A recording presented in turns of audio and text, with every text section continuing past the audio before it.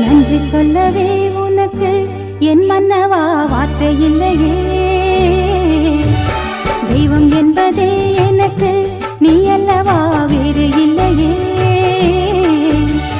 நாற்புறமும் அலைகள் அடிக்க நீ ஒரு தீவென தனித்திருக்க. பூமிக்கு ஒரு வாரம் என்று எண்ணி இருந்தேன், பூ முடிக்க யாரும் இன்றி கண்ணி இருந்தேன்.